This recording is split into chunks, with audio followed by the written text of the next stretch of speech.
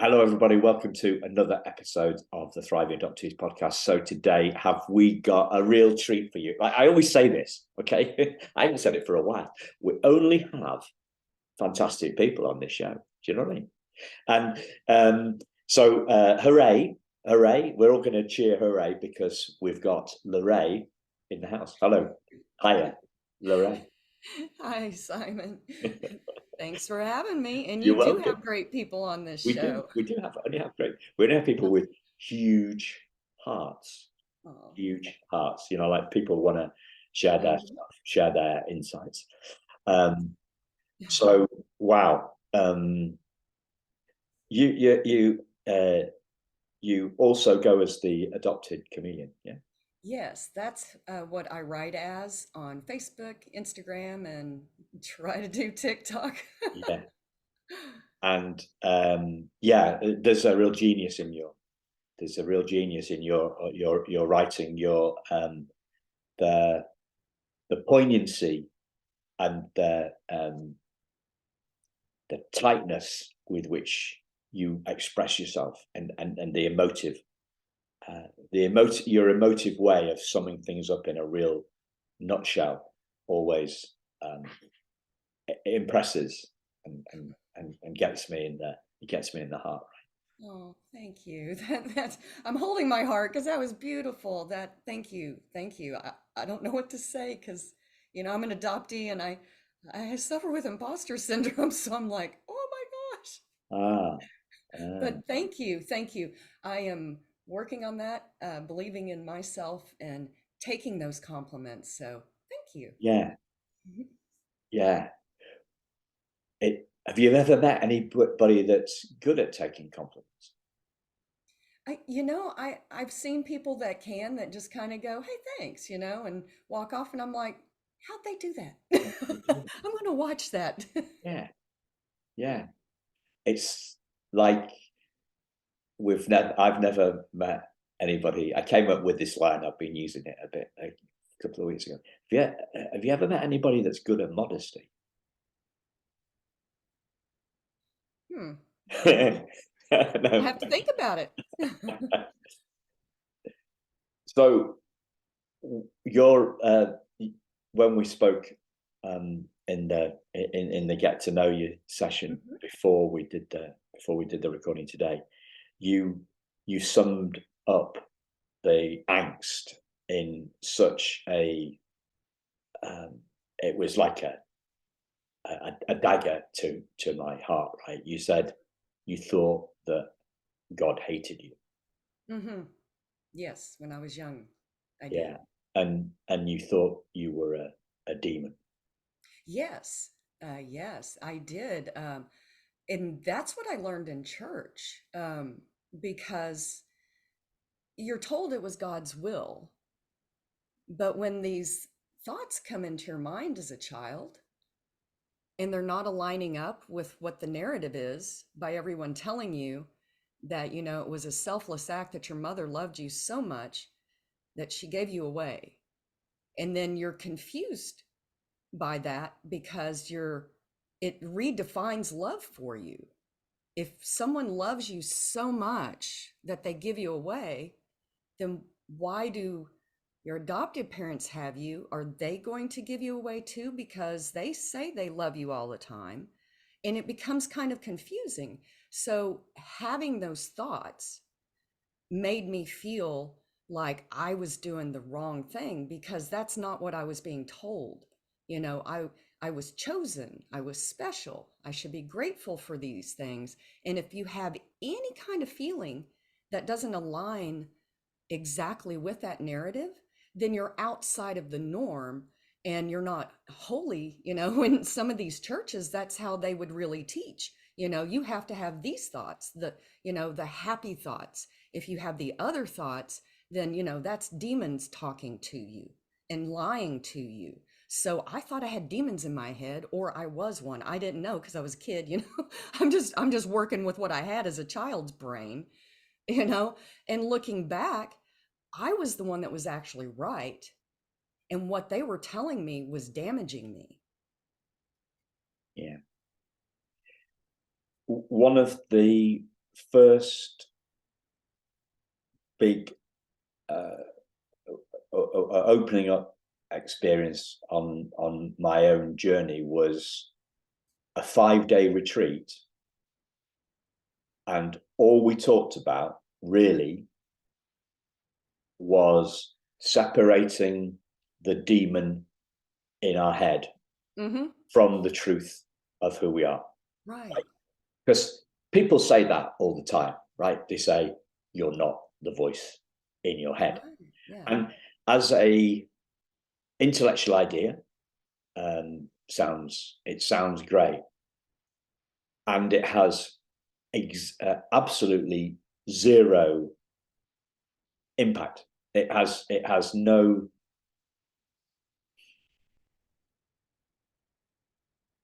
what's the word? Yeah, it has no impact. It has no truth. It has no. I'm just struggling for words here. It has no power, right? That it has no power. That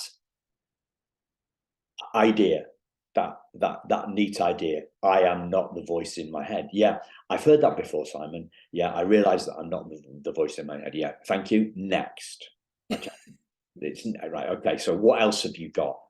We spent 5 days digging through that, separating ourselves from our story. So we are not our story. Right. And separating from the voice in our head. We are not the story that we tell ourselves about ourselves. And you think, how on earth can you spend 5 days doing that? But we did. There was a group of 8 of us. And when that becomes, for me, when that becomes not an idea in my head, a neat concept in my head, or a bumper sticker that I see on the back of a car, not even a feeling that I get in my heart, but a lived experience that I get in the depths of my soul. That's when it has power. That's been my experience over the last. Sounds like you got deep in there, which is what is, what adoptees call the fog. Or I honestly believe a lot of people have the fog. The adoptees just have that term because at some point in our lives, when we do just start questioning, ourselves, our higher purpose, who we are, and then sit down and slowly start pulling back layers of, why do I get angry about that? Why does that trigger me? And when we really go deep and get into those question modes, and then we can become calm and truly get to the root of it. Yeah, that's where our essence is. It sounds like you were kind of doing that in that 5-day of going deep into the why questions of, why do I do that? Why do I feel that way?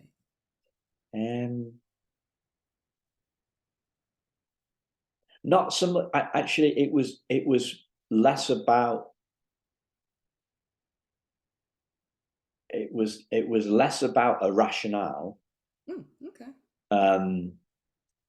It was a less rational exploration. It was, so we weren't understanding. We weren't examining our thoughts, feelings, or behavior. We were uncovering who we truly were. So we weren't going out into the world to discover ourselves.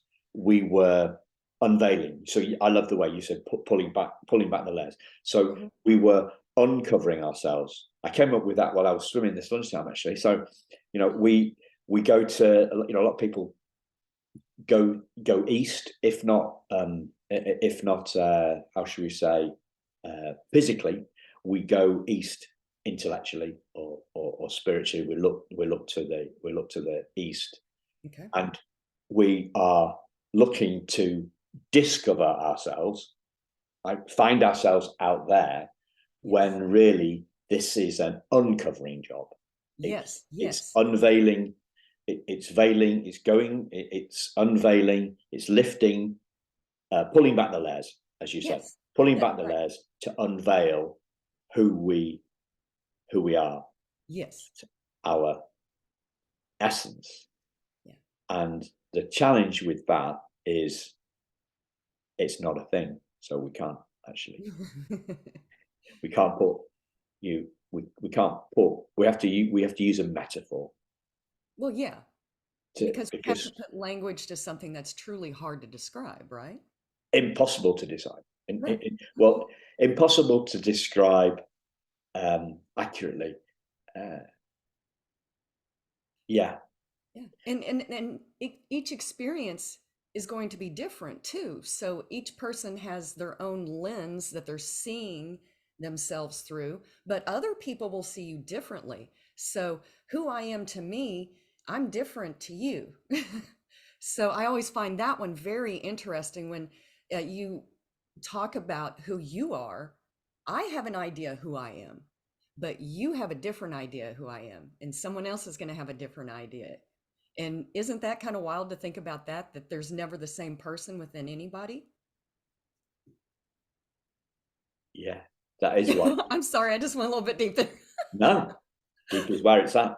Deep is what we love. We make no excuses for going deep on this program. We welcome deepness. That's where Because the that one treasure just is. popped in my head and I'd thought about it That's where the before and had discussions about it before, and there that we are. that's where the good stuff is. That's where the good stuff is. So, can you tell us about the insights? Can you tell us about what you've seen as you've pulled back your layers? Oh, wow. Woo. And I still think I have layers to pull back to. There's probably things I haven't fully examined, but things that when I discovered what I call my truth, that's what I call it. People have different words for it. I call it my truth. Um, it was really painful. First, it was just painful. It was like I was a raw nerve. I couldn't feel anything except for pain. So it's overwhelming when you realize that things you saw in a way, in a language that you used to believe, completely changes, like the special and chosen and God's will and things like that. When I realized that that was just what people said to make them feel better, it wasn't for my benefit, it was for actually their benefit. Things like that, when you realize like people told you language and sold you a narrative that really wasn't for your benefit, it was for their benefit.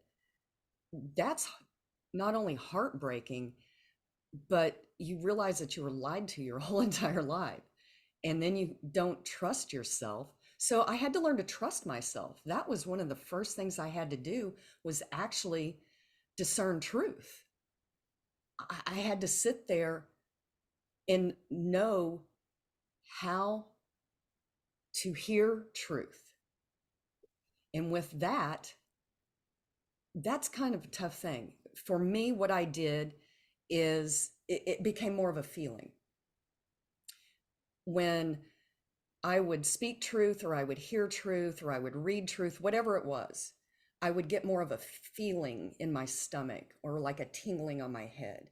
And I noticed sensations in my body because I was really, really examining things on like a deep, deep level, like calmly, with breath work and just like a new child, like, I don't know anything. What is this? And going, how does my body feel when I'm reading that? How does my body feel when I'm saying that?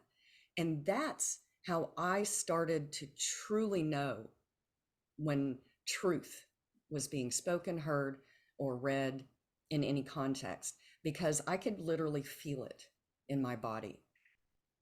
Did you do So any? I'm sorry, go ahead, Sam. Did you do any kinesiology? No, I No. haven't. Okay.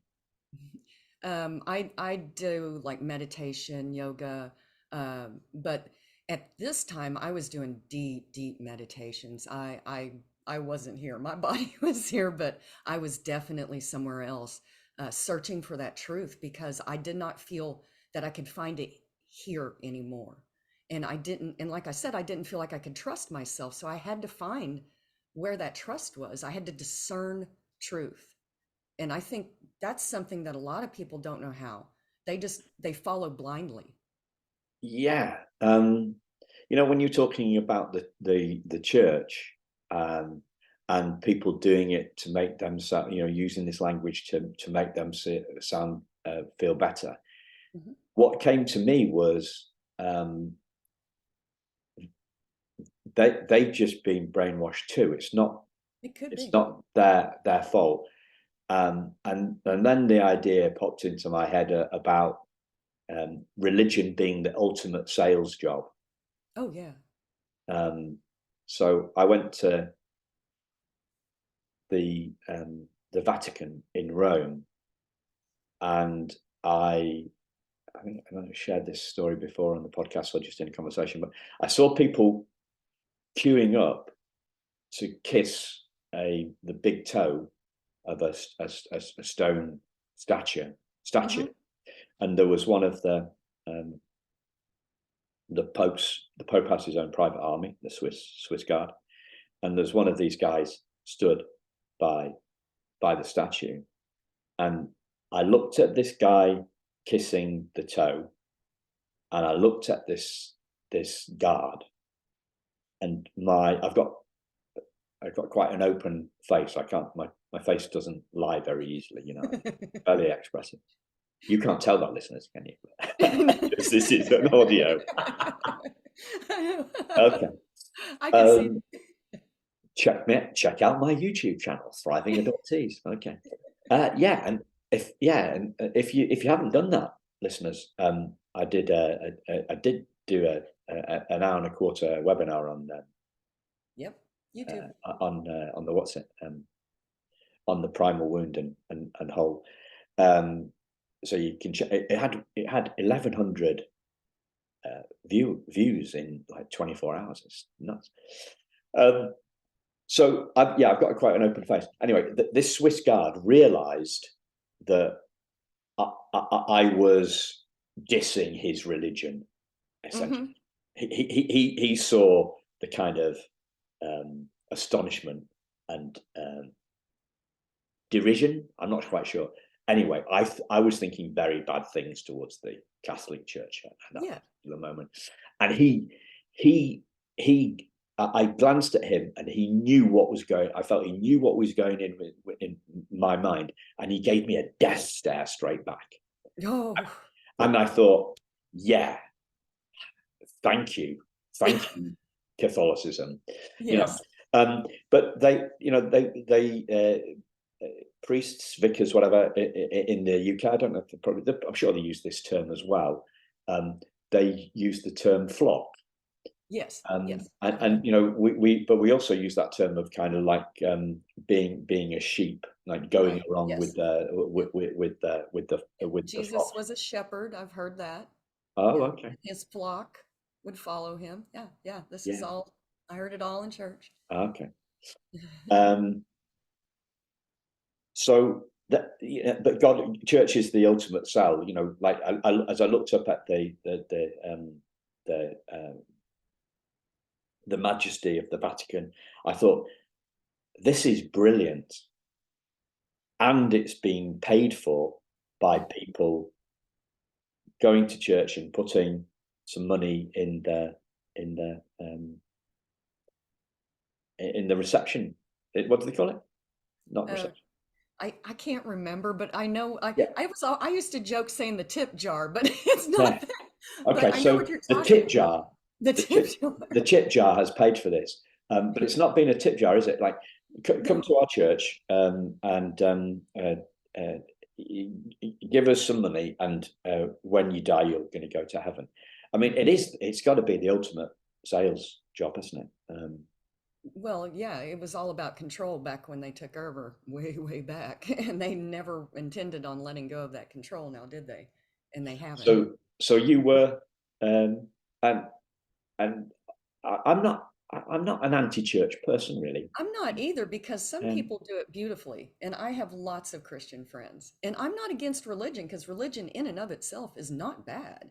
It's what people have done with it and used it as a weapon is yeah, what's bad. But if you find your purpose or a higher calling or whatever it is, and you want to call it God, universe, divine, or whatever, I'm fine with that. I am going to yeah, support you all the way. I am not going to tell you not to do that. But when you try to control me with your God, yeah, that's where I have a problem. yeah, yeah. Yeah. So one of the what was the most useful things that allowed you to uh, uncover your truth, to discern your truth? Well, the reunion was what shook me completely unhinged, I guess, out of, I mean, completely out of the fog was when I met my sisters. That was the moment that, yeah, everything, it's the first time I'd ever seen a biological person that looked like me, that had my DNA. First time I touched someone with DNA and like mine. It I always say it was like touching God, because it was to me like a divine meeting, because it was beyond anything on this world that I could describe. When I first met them and gave them a hug. As a matter of fact, I was wearing this shirt. Oh my God. I just Wow. realized that. Woo, I got tingles just talking about that. I mean, just that moment. People don't understand what that's like your whole life. I was 53 years old before I ever, ever got to touch someone that shared my DNA. I mean, just take a pause, that people that aren't adopted, and think about what that would be like. Like if you were on a deserted island somewhere and you'd been, you know, you've been Gilligan Island trying to get your way back for 53 years. And then you find out they didn't even know anything about you because you were a secret. That shatters your world, because I always told myself, oh, my mother surely wants to meet me. It's a mistake. Well, no, no, it wasn't a mistake. I was a secret. And that's how she intended me to stay. But I'm a human being with feelings, and we're not secrets. So that's what really shattered me. That took my soul back apart, like it did when I was first born and I was removed from the mother. My soul shattered and I had to put it back together. And then that's what I survived with. I call it kintsugi, you know, the Japanese art form where they put the gold in between the pieces and it makes it a beautiful piece of pottery again, but it still is broken pieces, but it's still beautiful. That's how I was after birth. I was broken, but I was still whole. Kind of like my broken right leg. It's healed, but it's healed 2.5 inches shorter. So, you know, it's never going to be the same. It's strong. It holds me up. It supports me. It's never going to be the same though. And that's how my soul was when I was born and separated from my mother. And then this was like the undoing of that again, and starting over and in the actual truth of my mother never meeting me. I was a secret to everyone. No one was searching for me. No one even knew about me. And yeah, that's where I started over at the beginning. So I went back to the beginning of that broken Lorah, putting me back together again with new truth this time.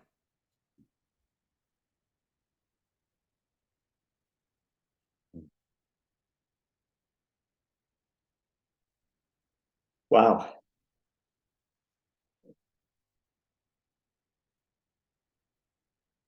What's in the what's inside the pot? Oh, kintsugi is it's an art form. It's created a long time ago, but it started with let me say it was like an emperor or something, and his favorite teacup broke, and he wanted it repaired because that was his favorite. So what they did, the artisans, is they took gold, I believe it was gold leaf or silver leaf, and put the pieces back together, so it became this beautiful new art piece from all those shards and broken pieces. It was a new art piece, so it was whole and beautiful again, but it was always broken. Yeah. So what if you're the space inside the cup, not the cup itself? Well, the thing inside the cup can be anything. So, yeah, I guess I could create anything. Well, no, it's space, isn't it? Yeah, it's space. That's why we could be anything if we're space. You know where I'm going with this? No, I don't really know either. I don't know either. So, what are we doing? I think I can kind of figure out where you're going. It's like a recreation, but that's what I was kind of saying, that I recreated myself with the gold. Okay, so I was the space. so the cup Yeah. is whole, okay, Yeah. Yeah. It's and back whole then again. it's whole, right? And Okay. it can hold things like everyday things, your stressors, everything that comes into you, you can hold it. Just like everybody has that cup. And then when they say some days they're like, my cup's too full, I can't. Yeah, that's all the other stuff. Okay. Before it's broken, before it drops. So the cup's on the table. Somebody walks Right. past it. Yeah, a dog walks past it, or a cat walks past it, catches it with its tail. Mm-hmm. It falls onto the floor. Okay. Somebody Japanese guy picks it up, gets some gold leaf, and puts it back together again. Okay.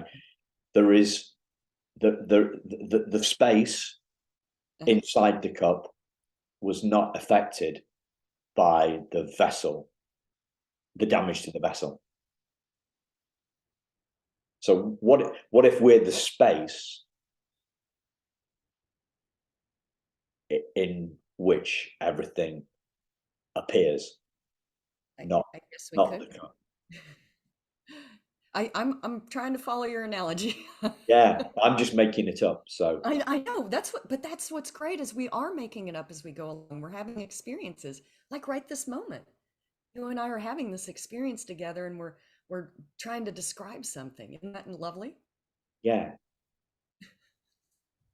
you're identifying with the cup.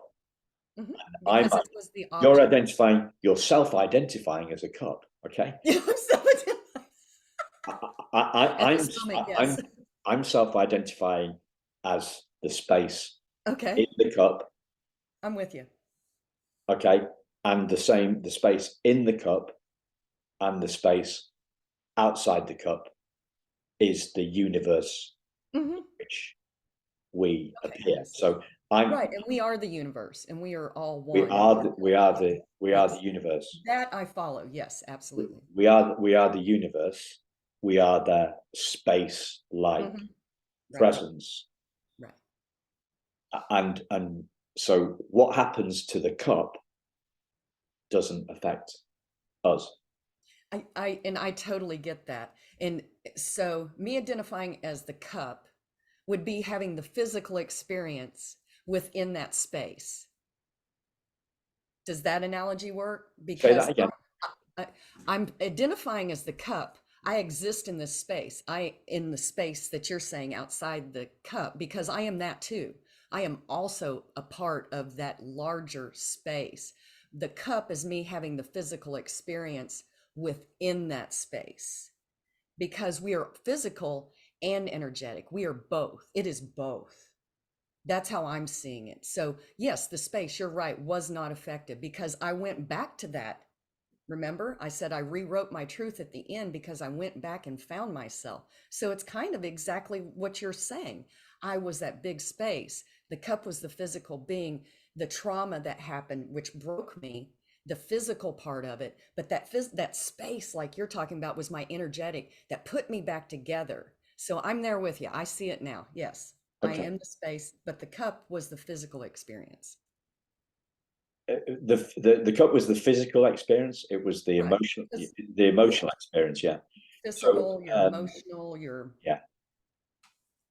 So because we have to have that experience too on this world. We are of the space, but we're also in this physical form. yeah. It's both. So what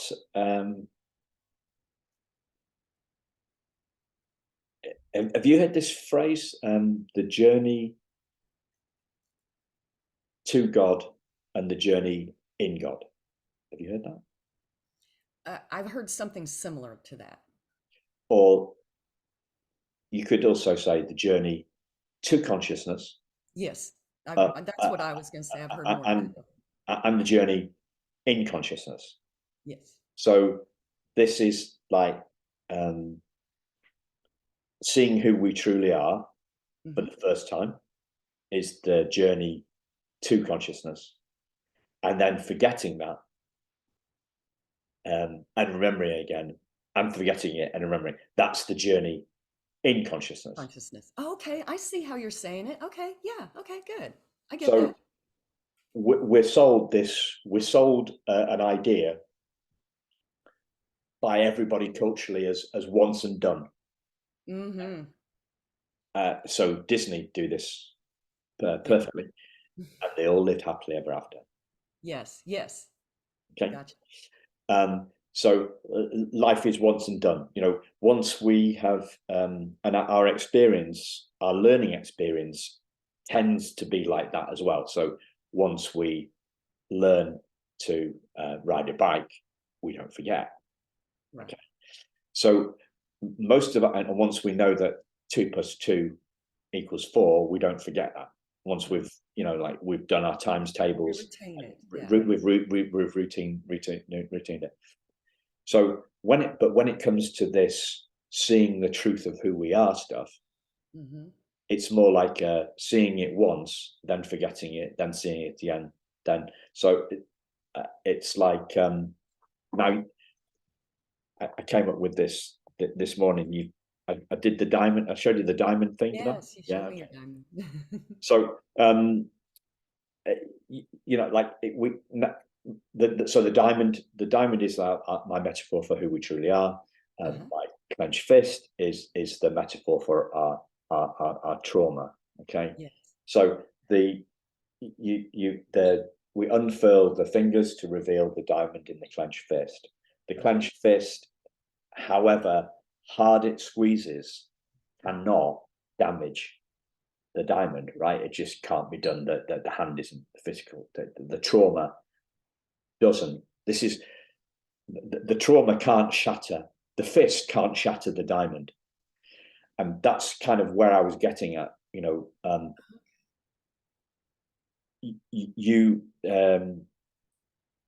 My take. I don't use the word soul. I would usually use the word probably spirit or consciousness. Yeah, and I like those words too. I interchange words. Yeah. So in my truth, okay, in my truth, the spirit or the consciousness cannot be shattered, because the Right. piece of glass in my hand, the diamond that Yep. represents the hand, that can't be. And I agree with that. It's the physical form here that holds it. Trauma's in the body. You can study polyvagal theory and even epigenetics. And epigenetics would be the one that's kind of like what you're talking about, because that would be the energy that has a memory of it that is passed down through generations. But I see where you're going here, Simon. Yeah. Go ahead. I'm sorry, I didn't mean to interrupt. Yeah. There's a fantastic. I'm going to link to it. I name check him all the time, but I'm going to link to a video where this chap Rupert Spira Yeah. talks about generational trauma, and he applies it to religion, Jewish, the trauma that many Right. people have been through in the last. Right. That's what's been studied the most, is that the Holocaust survivors. And this, so he talks about it as a trace. Mm-hmm. It leads a trace Right. in the a trace on the consciousness of who we are. So That's my understanding too. yeah, so And the study of epigenetics goes along with what he is saying. Yeah. yeah, Uh, but where I'm the way that Rupert Spira does it, he separates it out and then goes back in together. So he separates us out, which is the Vedantic path, separates us from our experience, and mm-hmm. our experience. By experience, we mean everything, like thoughts, feelings, trauma, the whole thing. Separates the Vedantic path separates us out from those from the experience, and then the tantric approach brings us back in together, which is what you're saying. We are all of that, and that's why he calls it non-duality, as in Advaita, not two. Yeah. That sounds interesting. I'll have to watch that one. Share it with me. Yeah, I will. I like to hear how different people explain it, because it's such a deep topic, and I really like it. So yeah. You heard you heard of my soccer score? Did you hear? Did you hear me talking about the soccer score? I don't I don't know if I heard that one. Okay. Maybe I missed that one. So the body keeps the score. Oh yeah, I The know body that keeps one. the score. Yeah, and I thought about soccer scores. Okay. Oh, okay. Yeah. So it's the good news. The result is in. Okay. And it's trauma won, because trauma came first, right? Okay. They scored first in the body, but the good news is it's trauma won, adoptees united 10. Yes, yes. That's right. Together, together we heal, because Yes. the bodies keeps the score. That scares the bejesus out of me. Oh, so Oh, I no. the body's going to it's got a score to settle. It's gonna Oh, I the see how that trauma's can going be to jump out disturbing. on me. The trauma's going to Yeah. jump out on me. It's scary. I never thought of it It's going that to be like way. murder in the dark. It's going to be like a monster under my bed. The body keeps the score. Scary. I don't Yeah, and that you explaining that to me now, I can see that in a different perspective, and that would be kind of scary sounding. Luckily, the body is designed to heal itself. bingo. So it might keep the score, but it's always designed to heal itself.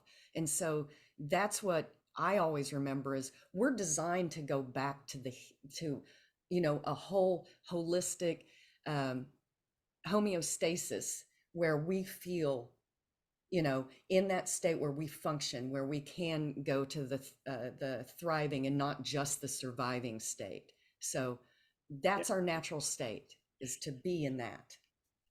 So if we separate, if we what's the word? If we call that call it physical healing, would you call, was that the word you It's would call? it's it's a homeostasis state, is where your body is naturally healing itself. It's just that homeostasis, where it's Okay. just a balanced line. You're not in a disease state where your body's struggling, to stay, to stay here. Okay. You're in that state where you can heal. You break a bone, you're going to heal it. Something like that happens. Okay. So could we call that bodily healing? You could. Or yeah, You okay. could, yeah, you could put different words to it. That's just the Okay. word So that I've read. where I'm going is I'm trying to make a distinction between bodily healing and adoptee healing or trauma healing. So I'm asking you to come up with a word that comes before healing. So, but we've got bodily healing, and then we've got trauma healing. Would that be? Yeah. Well, would that be okay? Or they go together because trauma is something that happened to you, but you do have a physiological reaction to it. So, because it affects the fight flight. When you have a trauma, fight flight kicks in. So, that accelerator goes down, and you're just dumped with all of these hormones. You got to fight, or you're going to run, or something is happening. That happens in your body. That's a physical reaction to, whatever it was, your mother giving you away at birth. That happened to us. A physical reaction happened, and the baby had no language to talk and tell people like, hey, I'm scared over here. I'm scared. What's going on? I don't know any of you all. You're strangers. I only know this person. This is the only person I know. And they're not there now. And I don't know what to do, because I know I will die without that person, because human babies do not survive unless someone takes care of them. We don't. We cannot survive without someone else. So we instinctively know we have to be taken care of, and we know one person. When that person's removed, we have a physiological response. That's the trauma that adoptees are talking about, that primal wound kind of thing. If you want to call it that, you can call it whatever you want. But that's what they're talking about, that break in that, and that pre-verbal trauma happens. In adoptees, we can't do anything. We're babies. So we have to pretty much just wait until later on in life, when we get older, to really work with the physical symptoms that happen to us in that moment. And a lot of people have addiction, stomach problems. Me, I have skin problems horribly. Oh, I've had so many skin problems. And it's always something like, well, that's not supposed to be there. And I'm like, yeah, because it was a physiological reaction within my body that came out later. But I've had it all my life. I've had these skin issues all my life. You'll hear adoptees say, I've always had problems with my stomach. I've had digestion issues. Or, later on in life, they use the coping mechanisms with addictions and things. But there is always a reaction to that, whatever happened. Whether it's huge or small, there's something that happened because of that moment.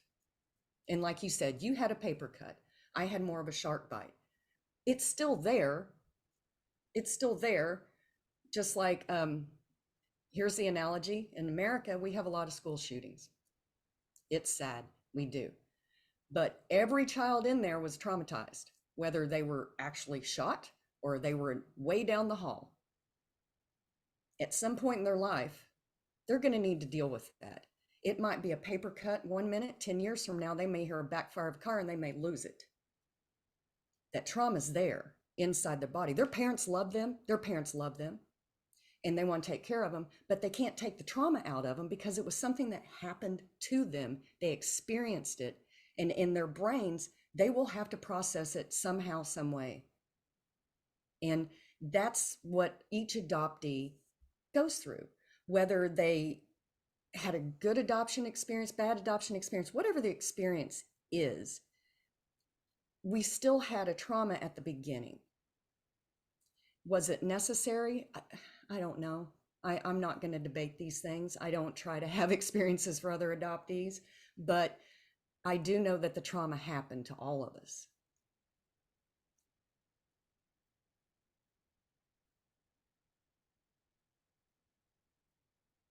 What helps us separate? Yeah, I talk about this a lot, right?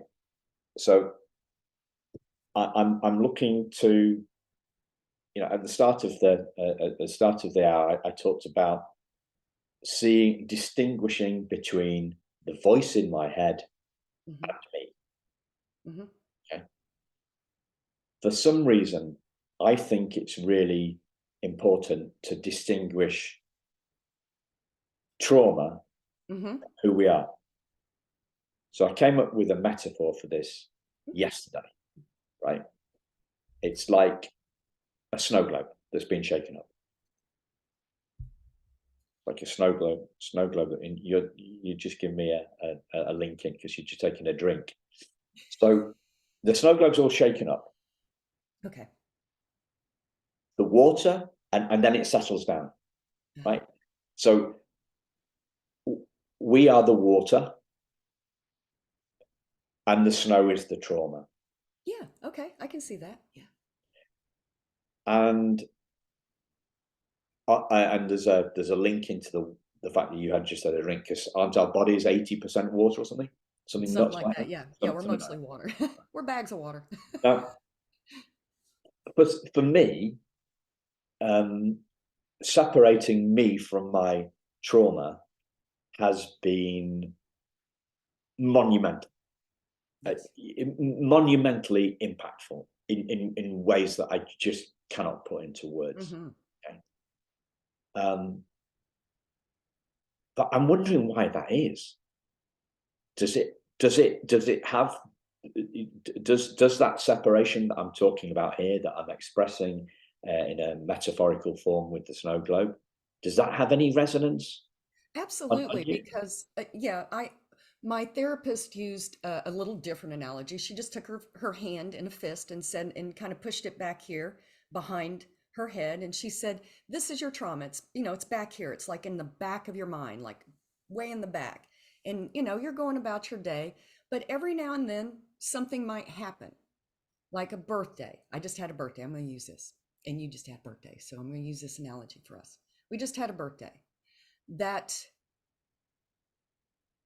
memory in our body sometimes makes us have a bad birthday. This year I happened to have a physiological reaction to my birthday, and I didn't have a great birthday on my actual birthday. And I'm talking about my actual birthday because we are bags of water and water carries memory.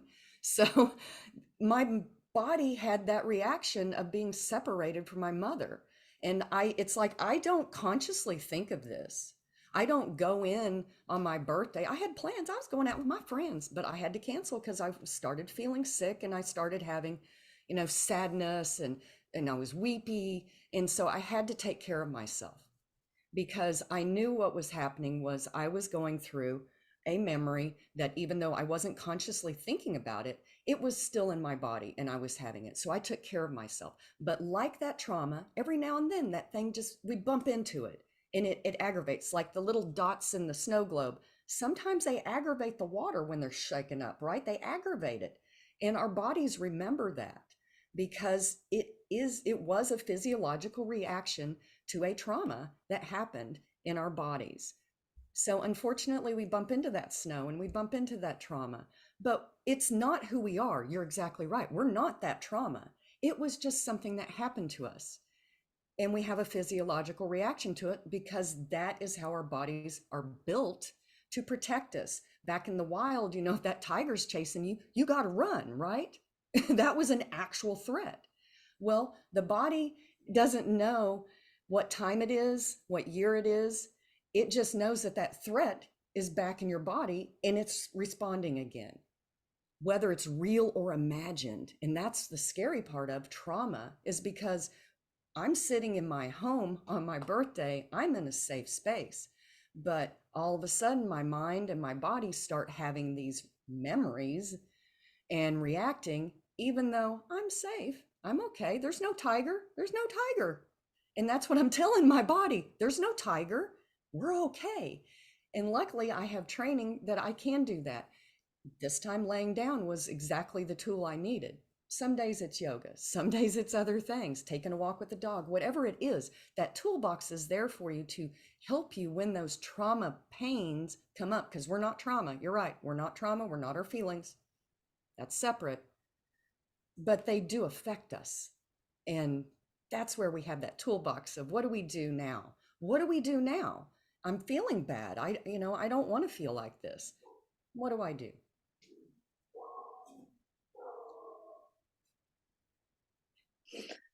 Wow. What do I do? We do whatever works. Yeah. Yes, we all have to fill that toolbox. We do, yeah.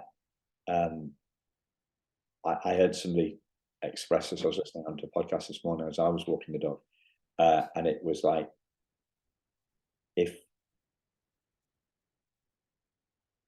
we somehow we have learned to fear our feelings. Mhm. If we could unlearn that. Right. Because they're not who we are. In my yoga classes, oh, Simon, you need to come to a yoga class. I sit there and I talk to people after we do something, we shake things up a little bit, and then we sit and we meditate for a moment and we explore what we're feeling at that moment. Because yoga is about awareness in our feelings. Sometimes yoga will make you feel really happy and light. Other times you might cry. My husband's even cried in yoga. Sometimes you cry and you examine what you're feeling in a safe place and you just let it move through you. So that's Brilliant. one of the things that I teach on the mat is, whatever you're feeling, it's valid. It's valid. Just look at it and let it keep going. Just let it float by like a cloud. Fantastic place to bring it in. So listeners, check out Lorrah's social links, and thank you so much for a wonderful hour. Thank you, Simon. Thank you, listeners. We will see you very soon. Bye-bye. We won't see you. We'll speak to you very soon. Bye-bye. Bye-bye.